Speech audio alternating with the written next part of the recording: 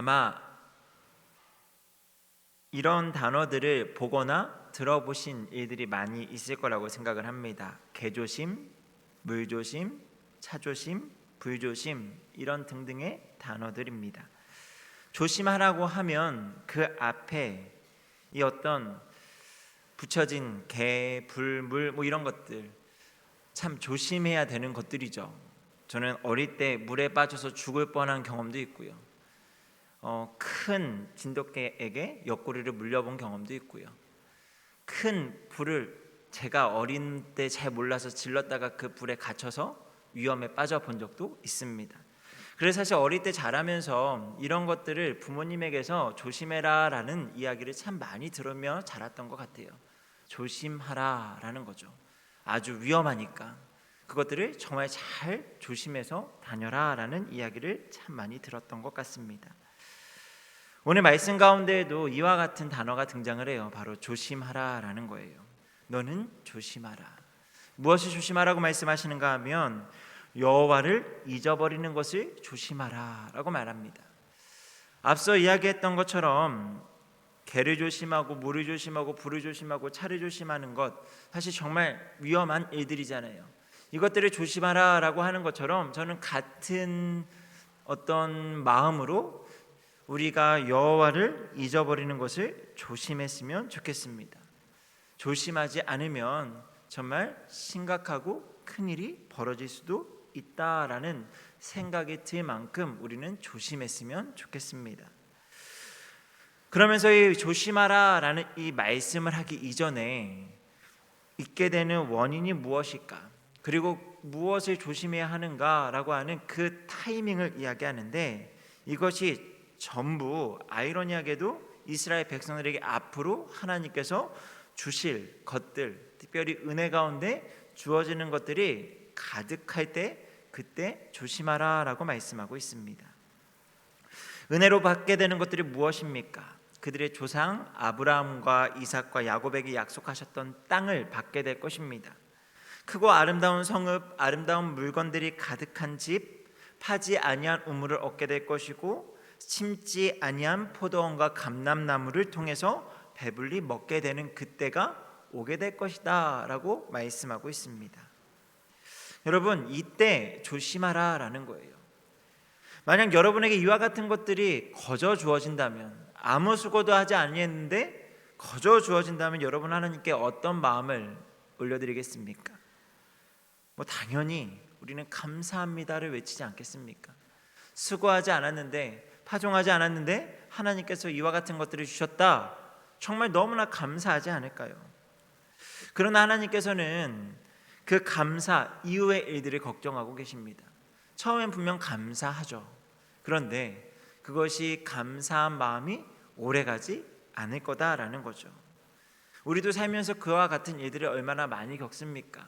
새로운 것들, 무언가 좋은 것들, 내가 수고하지 않았는데 거저 생기는 것들에 대해서 얼마나 큰 감사가 있습니까? 근데 그 감사가 오래가지 않는다라는 것을 우리는 너무나 잘 알고 있습니다. 오래전부터 내 것이었던 것처럼, 원래 내 것이었던 것처럼 우리는 자연스럽게 내 것이라 여기며 살아갈 때가 얼마나 많은지요. 우리를 지으신 하나님, 우리를 너무나 잘 아시는 하나님께서는 그 이후에 우리의 인생이 어떻게 변할 줄을 너무나 잘 알고 계셨습니다. 아직 그들에게 주어지지 않았지만 그들에게 주어진다면 반드시 이와 같이 변할 거다라는 것을 너무나 잘 알고 계셔서 이와 같이 조심하라라는 말씀, 경고의 말씀을 주고 계신다라는 거죠. 은혜로 주어진 것을 감사하고 그것에 족한 줄 알고 살아간다면 우리에게 매우 유익한 것들이겠죠. 하지만 그 경계를 넘어서 교만하고 하나님을 잊고 다른 우상들을 만들어 섬기게 된다면 우리에게 주어지는 그 은혜의 일들이 결코 감사의 제목이 아니라 우리에게 독이 될 수 있다라는 겁니다. 그래서 12절에는 조심하라 라고 말씀을 하고요, 17절에는 이것을 조금 더 강하게 삼가 지키라 라는 표현으로 모세는 이야기하고 있어요. 철저하게 말씀을 기억하고 명령을 따르라 라고 말씀하죠. 여러분, 우리는 이와 같은 경고, 앞으로 일어나지 않을 그런 일들에 대한 이와 같은 경고가 때로는 불쾌하게 여겨질 때도 있어요. 지금 내가 믿음이 너무 좋고 내가 은혜로 충만할 때 이와 같은 경고의 메시지를 들으면 때로는 불쾌한 감정이 들 수도 있습니다. 아니, 하나님 왜 나를 신뢰하지 않으시는 거지? 왜 내가 겨우 그런 것에 흔들릴 거라고 생각을 하시는 거지? 우리 종종 그렇지 않습니까? 우리 자녀들에게 무언가를 조심하고 이거 해라 라고 해서 이야기하면 아이들은 뭐라고 이야기하죠? 잔소리라고 대답을 합니다. 이것이 잔소리라고 이야기하는 거예요. 나도 알아, 나 그러지 않을 거야 라고 이야기하지만 막상 시간이 지나면 우리는 자녀들의 모습 가운데 우리가 조심하게 했던, 경계하게 했던 것들이 그대로 일어나는 것들을 때로는 많이 보게 된다는 거죠. 여러분, 우리는 우리의 신앙을 꽤나 높게 평가할 때도 있습니다. 적어도 이 자리에 나와서 기도하시는 분들이라면 내 신앙은 그래도 금요기도회 정도 나오는 신앙이야 라고 생각을 하면서 꽤나 높은 신앙이다 라고 스스로를 평가할 수도 있어요. 물론 맞을 수도 있습니다. 맞습니다. 그런데 정작 우리의 마음을 지키는 것이 지금 우리가 이 기도회에 나와서 기도한다고 해서 그것이 그와 같이 똑같이 지켜낼 수 있는 그 정도의 마음이 아니다라는 거예요. 우리 중 누구라도 흔들릴 수 있고요, 누구라도 조심하지 않으면 하나님께서 경계하시는, 경고하시는 일들이 우리의 일이 될 수 있다라는 겁니다. 저는 오늘 이 시간 혹시라도 하나님 저는 그러지 않을 겁니다 라는 그런 마음으로 불쾌한 마음을 가지고 계신 분들이 있다면 그 불쾌한 기분 때문에라도 하나님 저는 절대 그러지 않을 거예요 라고 그 마음을 계속 잡고 있다면 저는 그것도 나름 성공이라고 생각을 합니다. 하나님께서 나를 끝까지, 정말 끝까지 지켜보신다면 나도 끝까지 한번 지켜보겠어 라는 마음, 그것이 처음에는 조금 어떤 도끼와 같이 때로는 악으로 시작하는 것이라 할지라도 그와 같은 마음이 생겨서 잊지 아니하고 하나님께 감사하는 마음이 지속될 수 있다면 저는 그것도 나쁘지 않은 방법이다라고 생각을 합니다. 아직 벌어지지도 않은 일이에요. 그런 일들을 가지고 하나님께서 미리부터 이스라엘 백성들을 경고하시는 그런 모습이 때로는 지나치다라고 여길 수도 있겠습니다. 하지만 하나님의 경고는 앞으로 되어질 일들에 대한 기우 정도는 아니었습니다. 이미 광야 40년을 함께 하시면서 이스라엘 백성들의 모습 가운데 그러한 일들이 너무나 많이 있었죠. 그래서 16절에 보면 그 중에 하나의 사건을 예로 드는데요, 바로 마사에서의 사건입니다. 그곳에서 물이 없다, 물이 목이 마르다라고 불평하고 원망하며 하나님 앞에 소리를 지르던 그런 이스라엘의 모습, 그 가운데 하나님 앞에 시험을 하죠. 그래서 오늘 16절에도 하나님을 시험했던 그런 일들을 이야기합니다. 하나님에 대한 불평과 원망이 너무나 가득했어요. 그런데 그 가운데 하나님께서 은혜로 물을 허락해 주시죠. 그런데 그런 하나님의 은혜로 주신 것들에 대한 감사가 처음에는 너무나 컸지만 그 감사가 마치 아침 이슬이 사라지는 것처럼 금세 사라졌다라는 것을 하나님은 이미 경험하셨고, 그래서 하나님께서 이와 같은 경고의 메시지를 보내고 계시는 줄 믿습니다. 그러면서 모세는 하나님에 대해서 이렇게까지 소개를 해요. 15절에 질투하시는 하나님이다 라고까지 이야기합니다. 여러분, 질투라는 감정은 썩 유쾌한 감정은 아니에요. 물론 질투라는 감정 안에 좋은 것도 있지만 사실 질투라는 것은 인간의 역사 가운데 많은 분쟁과 갈등과 아픔의 이야기들을 만들어내는 이야기의 시작이기도 하죠.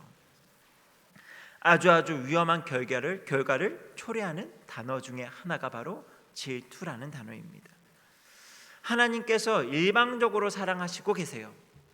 그러니 하나님께서 이스라엘이 다른 우상을 섬기고 하나님을 기억하지 아니하고 하나님께 감사하지 아니하고 하나님 앞에 진정 마음을 담아 제사를 올려드리지 않으면 하나님께서는 반드시 그 일방적인 사랑으로 인해서 질투하시겠다라는 거죠. 그 질투의 끝이 그렇게 아름답지가 않습니다. 모세가 걱정하는 것처럼 이스라엘 백성들이 진멸될 수 있을 만큼의 질투하시는 하나님이다라는 거예요. 그럼에도 저는 질투라는 단어를 통해서 한 번 더 하나님의 사랑을 확인할 수 있다라고 생각을 합니다. 여러분, 질투하신다라는 표현 안에는 분명 자기 백성을 너무나 많이 사랑하신다라는 그런 것도 포함하고 있죠. 하나님께서요, 자기의 백성을 너무나 많이 사랑하신대요. 질투라는 감정, 이것은 사실 하나님의 감정은 아니에요. 하나님을 사랑과 같이 표현을 해서 사람이 쓸 수 있는 표현처럼 하나님을 이야기하는 것이죠. 그런데 하나님이 그만큼 우리를 사랑하신다라는 것을 강조하는 표현 중에 하나가 질투하시는 하나님이 아닐까요? 그래서 질투라는 위험한 단어로 인해서 우리가 한 번 더 조심해서 하나님을 기억할 수 있다면 저는 그것 또한 은혜인 줄 믿습니다. 질투하시는 하나님, 그 하나님을 기억하면서 하나님 앞에 감사할 수 있는 우리가 되기를 소망합니다. 그리고 한 가지 더 생각해 볼 것이 있는데요, 인생이 힘들고 어려울 때라면, 신자라면, 하나님을 믿는 하나님의 백성이라면 누구라도 하나님을 간절히 찾게 되겠죠. 누구라도 하나님을 부르게 될 것입니다. 믿음이 작동하게 돼요. 적어도 내가 하나님을 믿고 하나님을 아버지라 여기고 하나님이 정말 내게 주신 사랑을 알고 있다면 믿음은 작동할 수밖에 없습니다. 우리가 인생의 어려움을 당할 때요. 하지만 더 중요한 때, 더 기도해야 될 때가 있습니다. 하나님이 그 기도에 응답해 주시고 우리가 약속의 땅에 들어가서 하나님의 은혜를 경험하는 그 순간, 그때가 더 기도해야 되는 때다라는 것을 이 시간 기억하시기 바랍니다. 그때가 여호와를 잊기 쉬운 때예요. 그러니 조심해서 여호와를 기억하라라고 이야기하고 있는 그때가 하나님께 기도할 순간이다라는 거죠. 그때 기도가 계속되어져야 합니다. 여러분, 어려울 때보다 인생이 좋아지면 우리는 하나님 앞에 나아가는 것이 좀 멈추죠. 그런데 만약 우리가 나아진 그 환경 가운데 하나님 앞에 기도한다면 우리의 기도의 내용이 좀 달라지지 않겠습니까? 이전에 힘들고 어려울 때는 그 문제만을 놓고 위해서 하나님 앞에 기도하는 우리의 모습이었을 거예요. 당장 내 앞에 문제가 너무나 큰데 그 문제를 놓고 기도하지 않을 수 없으니까 우리의 기도 내용은 그 문제 해결을 집중해서 기도하는 시간일 겁니다. 그런데 문제가 해결되고요, 약속의 땅에 들어가고 우리에게 베푸신 은혜가 너무나 많은 때에 기도를 한다라고 생각을 해보세요. 그러면 우리의 기도의 내용이 전혀 다른 내용이지 않을까요?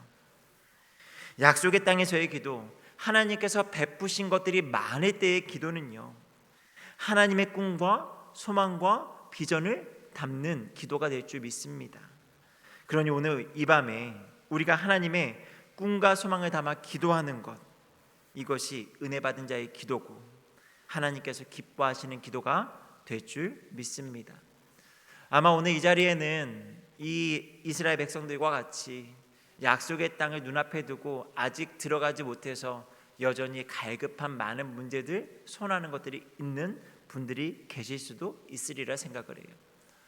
혹여나 아니면 하나님께서 베푸신 많은 은혜의 일들에 감사하며 지내고 계시는 분들이 계실 수 있다라고 생각을 합니다.